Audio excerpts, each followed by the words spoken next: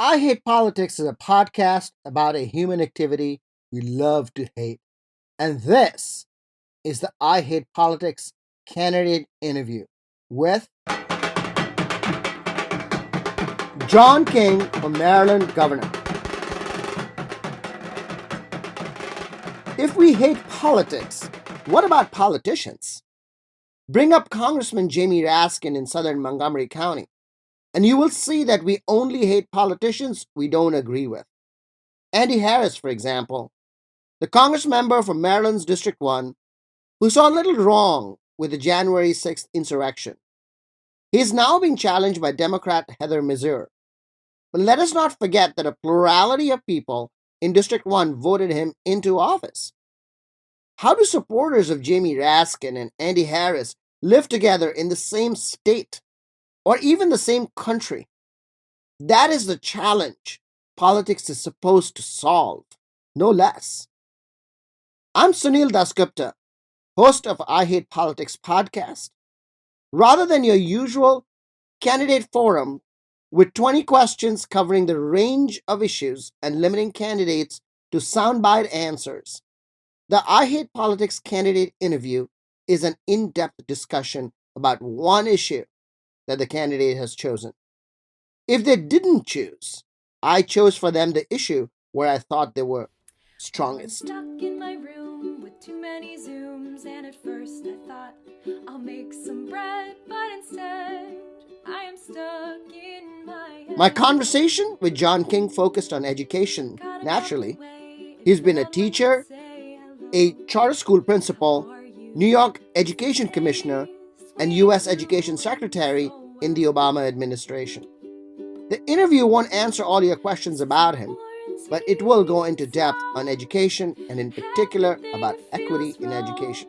But I know it will be okay. Just maybe not today. Music for this episode comes from Kara Levchenko, an Arlington singer-songwriter who is the choir director in Centerville High School in Fairfax County, Virginia.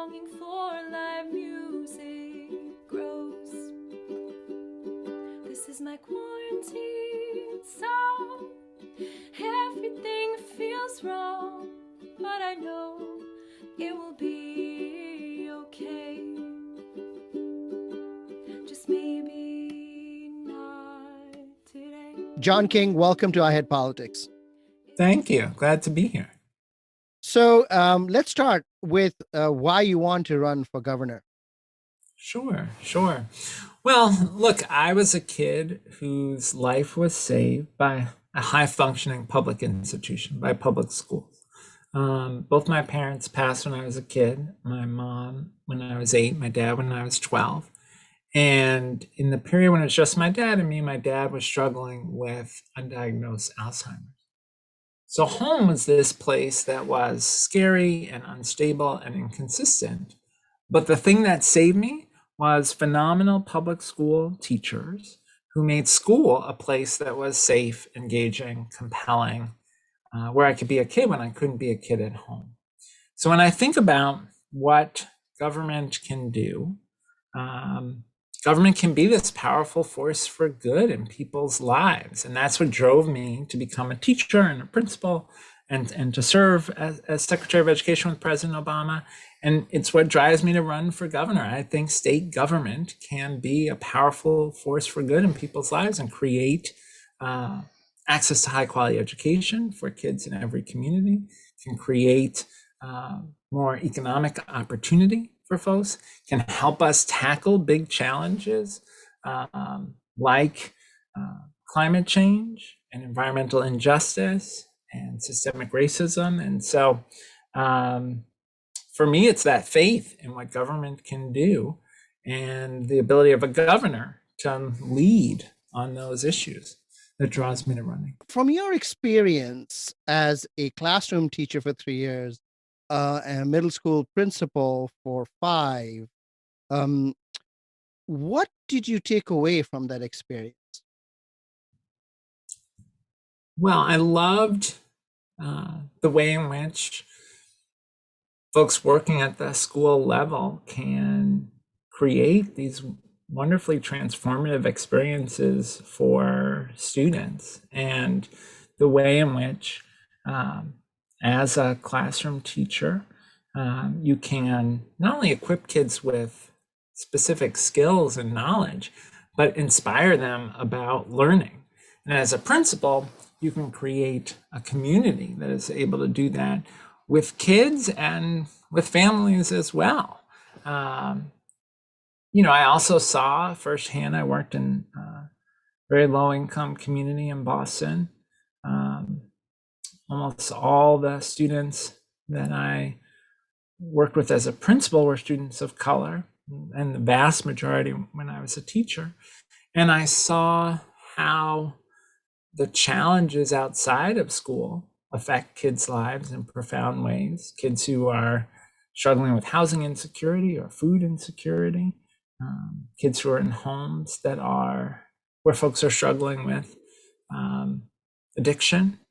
And throughout my career, I've tried to work on both the inside of school issues to say we as educators have to create these environments that are nurturing, supportive, and engaging for students. And we as educators also have to be active on all these other issues that intersect housing, criminal justice, healthcare, and affect kids' lives. But different people in society are responsible for those two sides of the equation that you mentioned. Sure. And it's not the same people. How do you bring that together?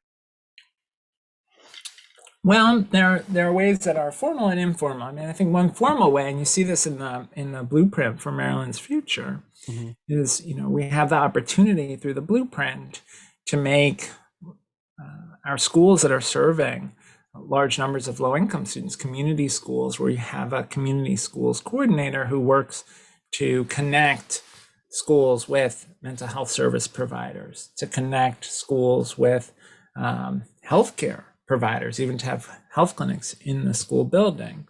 So that's a more formal way. I think there's the more informal way, which is that I think educators should have a seat at the table as we talk about broader issues of social policy, right?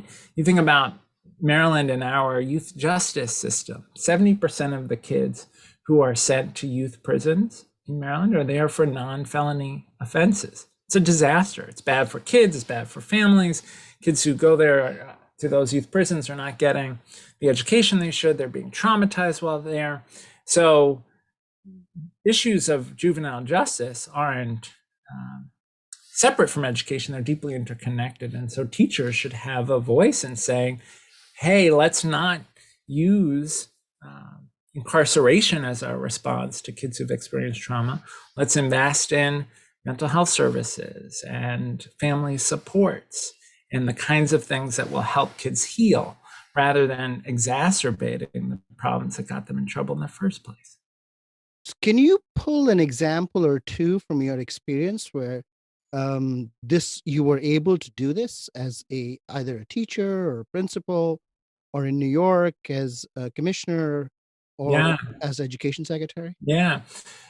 One very clear example from when I was a principal, we were able to get a nebulizer at our school facility, which meant that our nurse could use the nebulizer with students who were suffering from asthma.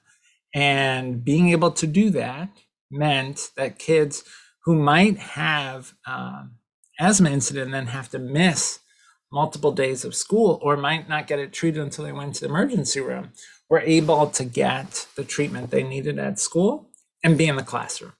And not surprisingly, kids did better academically as a result. More at the policy level, when I was secretary, one of the things we worked on is discipline reform, because we have these substantial racial disparities in the use of suspension, expulsion.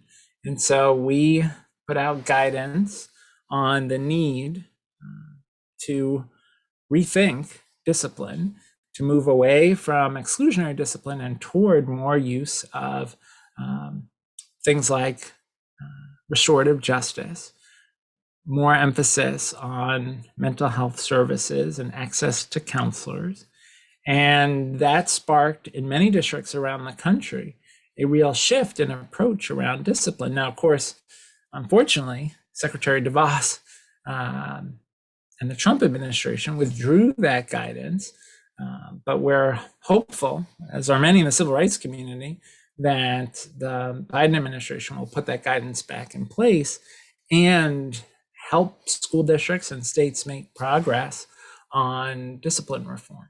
There is this variation by state, by jurisdiction, Hmm. and it seems that the variation is significant.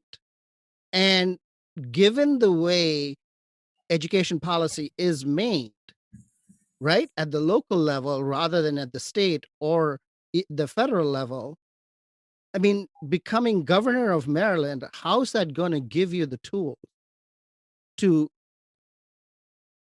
target this problem? Yeah.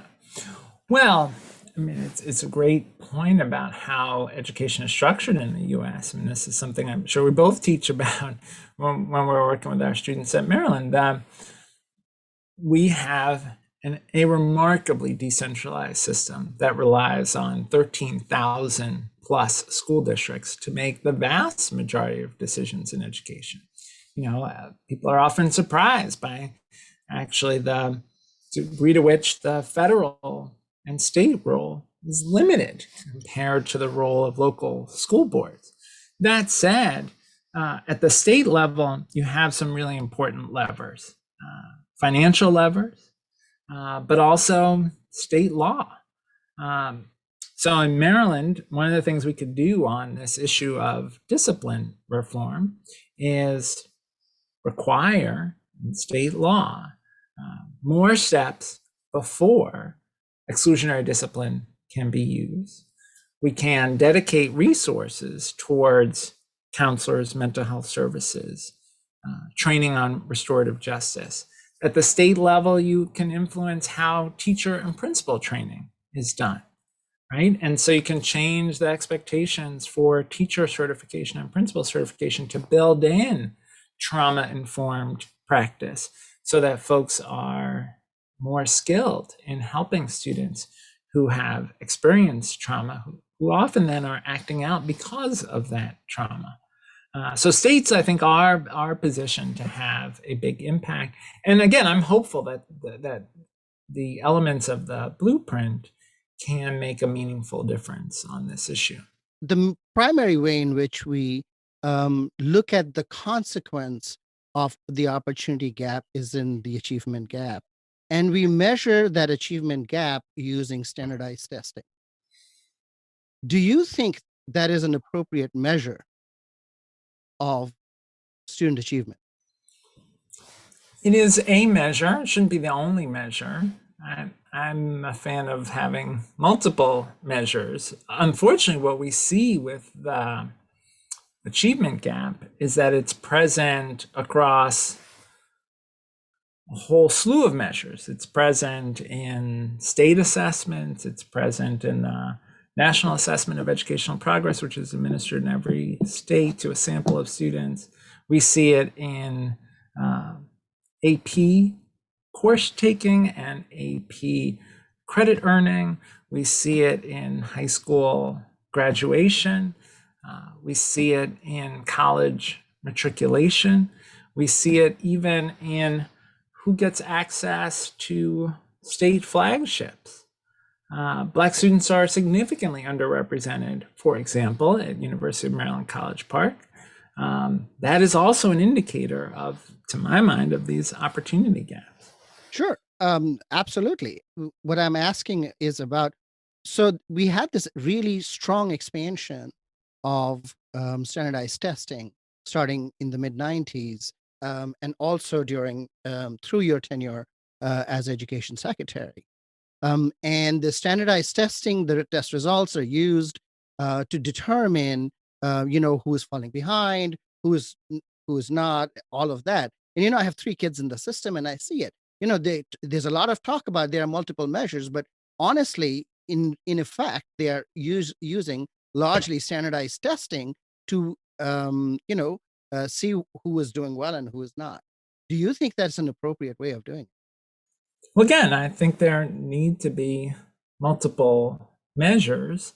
At the same time, if students are not able to read on grade level in 3rd grade, we know that that is a predictor of not being able to graduate from high school and go on to college. So to my mind, the question isn't just about the measurement, it's sort of what you do with the measurement. And what do you do with them? Well, this is one of the things that we hope will change with implementation of the blueprint. Mm-hmm. Too often, the assessments are used to label rather than to intervene. And we're going to have this around COVID. There are students who have missed a lot of instructional time. And we're going to need to identify those students, and then we're going to need to intervene. And we have really good evidence around interventions that work. We have decades of evidence that intensive targeted tutoring can help students make rapid academic progress. Evidence in randomized controlled trials, the same level of rigor as we are applying in medicine, for example. We have RCT evidence that high dosage tutoring, as it's sometimes called, or targeted intensive tutoring, can make a difference, yet we don't invest adequately in it. We know about reading instruction. Can you speak to how to deliver this high dosage tutoring? Sure. So one example, and I'll give you 2 examples. There's a project, a nonprofit called Saga, that does math tutoring. They do intensive training. They do intensive training. So they do intensive training for the tutors.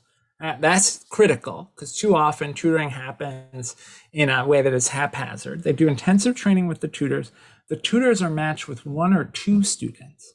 Too often tutoring is done in large groups, and the evidence is that you need a much more intensive relationship. They commit that the tutors work with the same students over time on a very regular basis. It can't be haphazard. It can't be one tutor working with a student one week and then a different tutor the next week. It has to be sustained a significant amount of time each week in that tutoring relationship. And what Saga has shown is that they can help students make up a huge amount of ground in mathematics in particular. Another example is in reading. And in reading, we have 2 problems. We both need more focus on intensive tutoring, but we also need better first order reading instruction. In too many cases, students are not getting the mix of elements of reading instruction that they need. Students need to learn to decode. And the science is quite clear that decoding skills need instruction from a teacher. There are some students who pick it up on their own, but overall, the evidence is very clear that students are well served when there is explicit phonics instruction. But that can't be the whole of the reading program, because if you can decode, but you don't have vocabulary and background knowledge, you're not going to be able to make sense of what you're reading. So you need to have a reading program that, yes, teaches decoding skills, but then also provides rich vocabulary and background knowledge building, including science and social studies. But we aren't doing that systematically as a country. And as you point out, we have 13,000 school districts, even at times 100,000 schools that are making individual decisions about reading instruction, sometimes without paying any attention to the science of reading. Would you like to see more centralization at the state level or at the federal level? I'd love to see a requirement that we put the science of reading to use. For example, in Mississippi, one of the things that they did, and they've made significant reading progress in recent years, one of the things they did was require that teacher preparation programs have to align the preparation of elementary school teachers with the science of reading. And another example, in Louisiana, actually, they had a requirement, not that the state dictate the curriculum, but essentially they tied state funding for curricular materials to using materials that reflect the science of reading. In our sector, we ought to do more to use the science, whether it's the science around how trauma affects the brain or the science around how you acquire reading skills.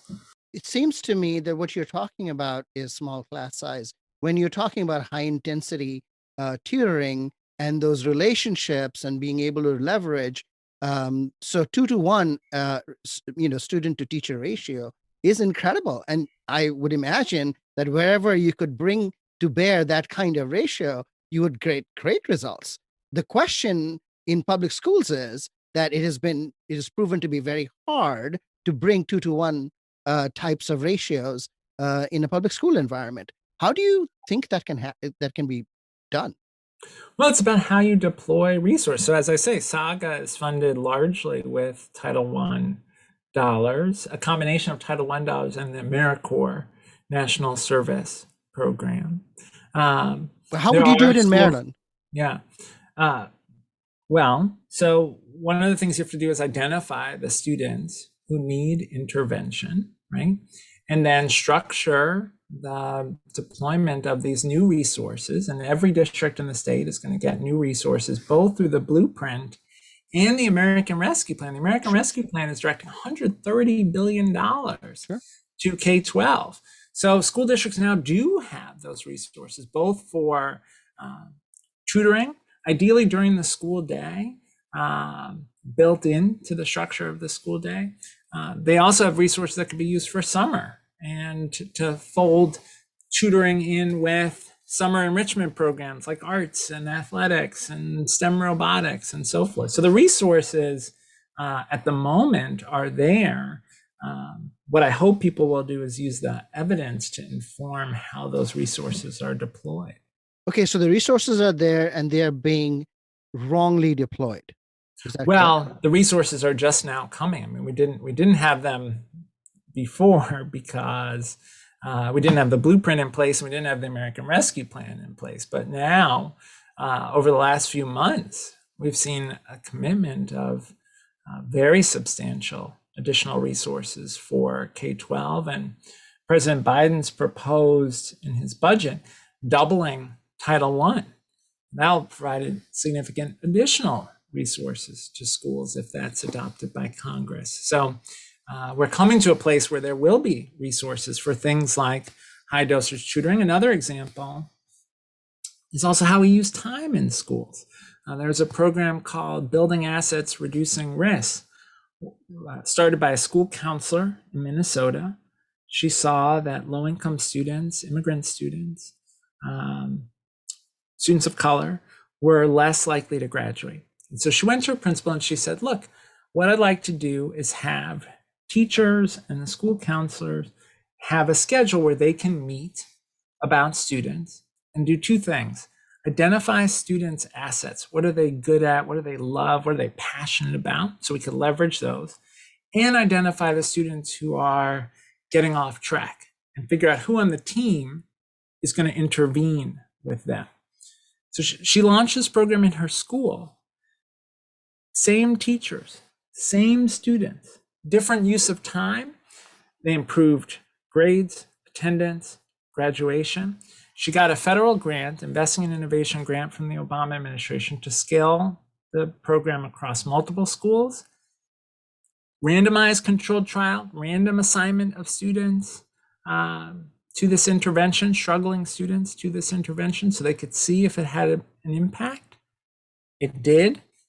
At scale across multiple schools. She came back and got a second Investing in Innovation grant at a higher evidence level to be able to scale the program nationally.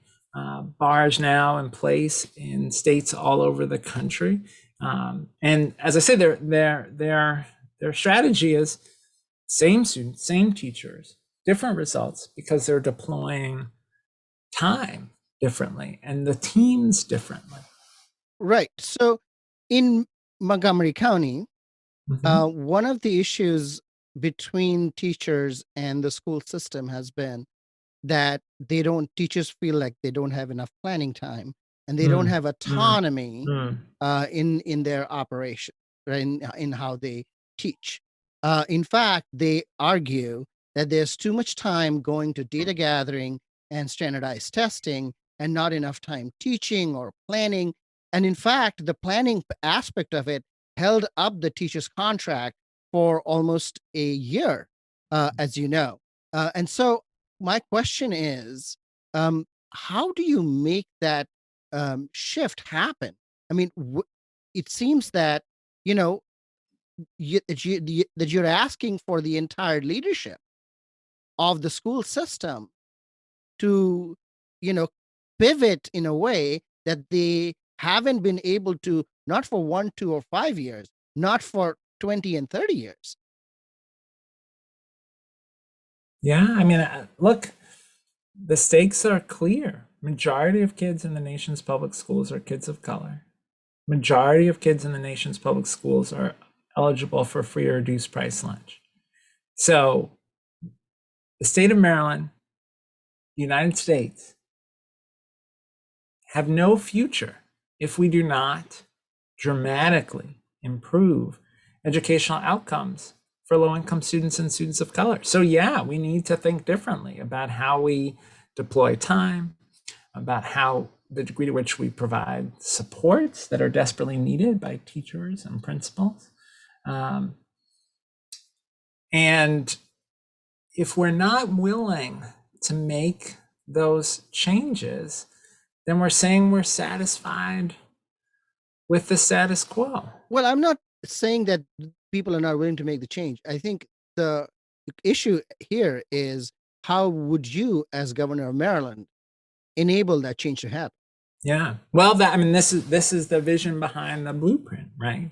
To help make that change possible by putting a community schools coordinator in each of our high poverty schools, by phasing in, I would do it more quickly, but by phasing in pre-K 3 and pre-K 4, which to my mind should be available to all of our students.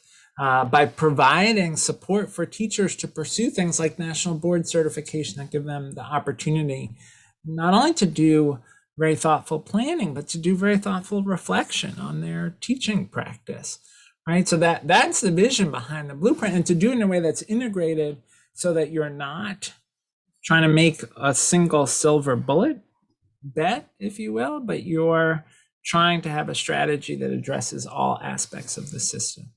You said something about, identifying students that were not performing well.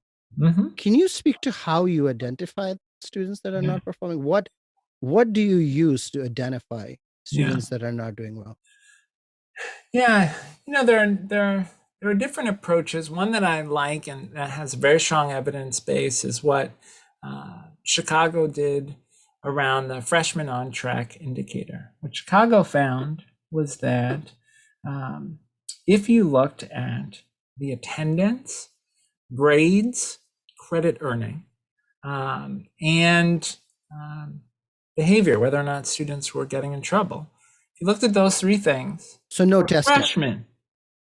Well, let me describe how Chicago approached it. So you looked at those three things, and what you found is that students who struggled on those indicators were dramatically less likely to graduate from high school. And so Chicago committed, in partnership with the University of Chicago, to a district-wide effort to support principals and teachers in focusing on those freshman on track indicators and intervening in the 9th grade with students who were getting off track. Because in many cases, that's when students were giving up on high school and in many cases dropping out, or if they didn't drop out completely, just stop being committed to their academics. And what they found with that freshman on track indicator is they were able to make tremendous gains in high school graduation in Chicago over more than a decade, and they were able to make steady progress. So that's very encouraging. I think that's one example. Look, in the early grades, we should be paying very close attention to students' reading skills. You said that, obviously teachers need more support, principals need more support. And during your tenure as education secretary, there was, and actually ongoing, there has been an effort to tie teacher evaluations to test scores of students. Do you think that's a fair way of evaluating and encouraging teachers to go out and do the kinds of things that you want them to do?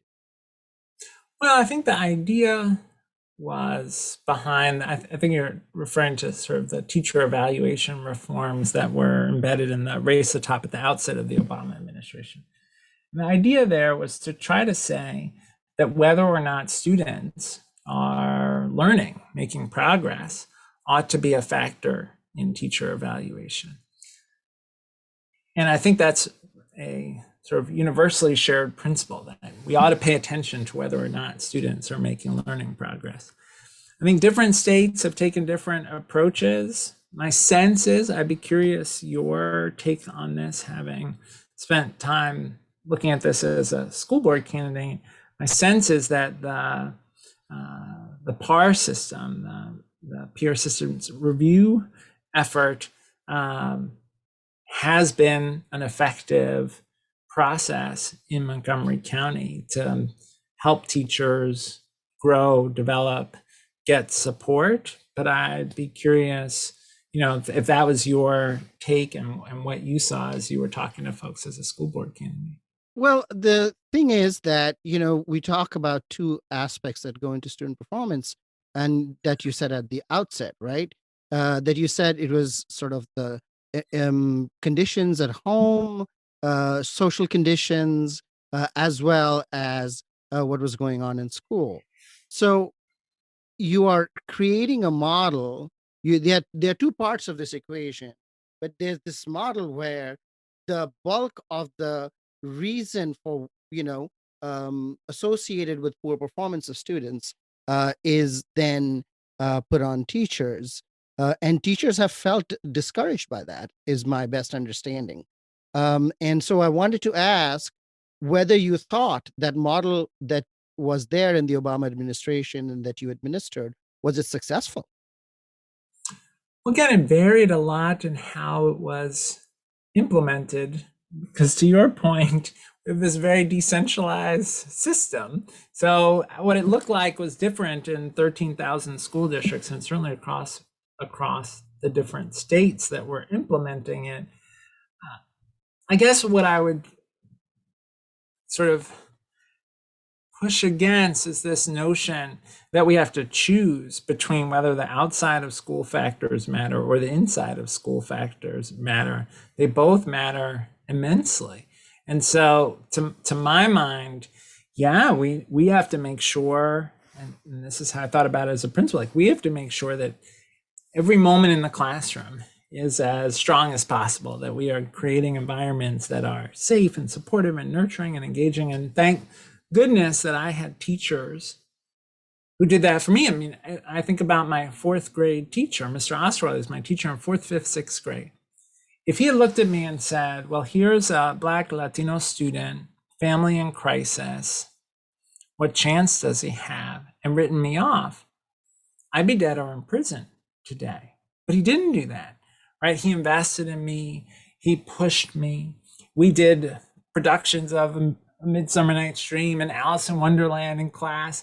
So I think we have to say as educators and as a society that we want to make school as strong and nurturing an experience as possible. And at the same time, we have to tackle the challenges we have around housing, around healthcare, around criminal justice.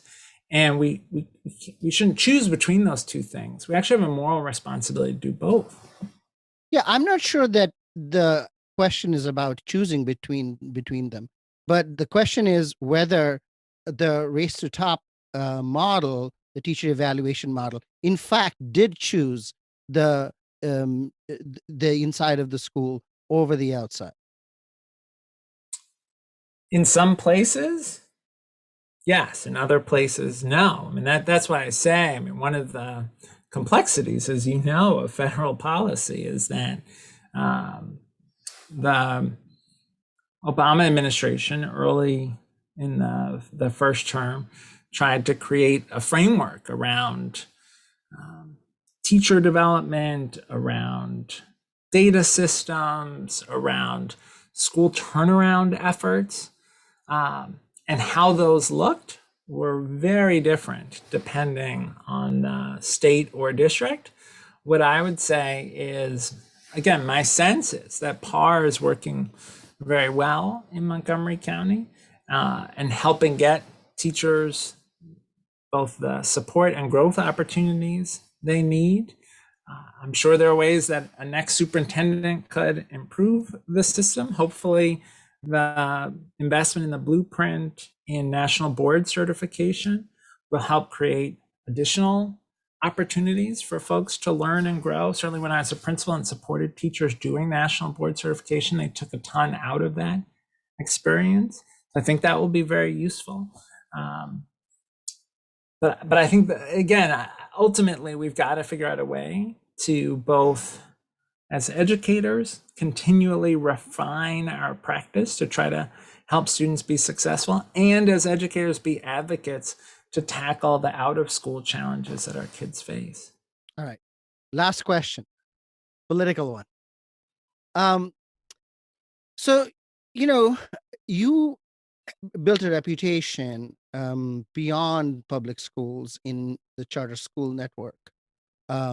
And from there, you went to the New York state government. And the relationship you had with public school teachers unions as well was testy.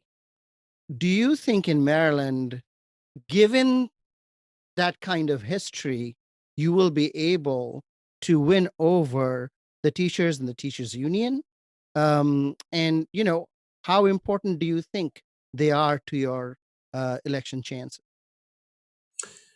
Yeah, I've worked very productively with MSCA on multiple issues. We worked together on the blueprint at Education Trust, my day job at the Education Civil Rights Organization. We've been very active in support of the blueprint and partnered with MSCA on advocacy there over the last several years. Cheryl, who runs MSCA, and I just did an op-ed a few months ago challenging Governor Hogan when I thought he was rushing to reopen schools without adequate provisions in place to ensure that schools would reopen safely. Today, I chair a national commission on K-12 climate action and how we can mobilize the K-12 sector to address climate action. Both the NEA and the AFT are part of that commission. I've worked with Randy Weingarten, who leads the AFT, and Becky Pringle, who leads the NEA, on a whole range of issues when I was secretary, and since at Education Trust on these environmental issues. So I think unions are a huge force for good. As President Biden often says, unions built the middle class. My mom was a lifelong AFT member. I think there's a very important role for labor to play, and I expect, whether it's as a candidate or when I'm governor, to work very closely with MSCA on a range of issues. Well, John King, thank you very much for taking the time. It's late at night, and I especially appreciate that. Good luck with the campaign, and we'll see you around. Thanks so much.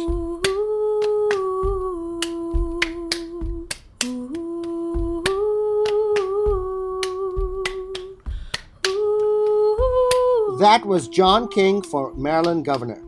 You can find out more about him at johnkingforgovernor.com, and you can follow him on Twitter at John B. King.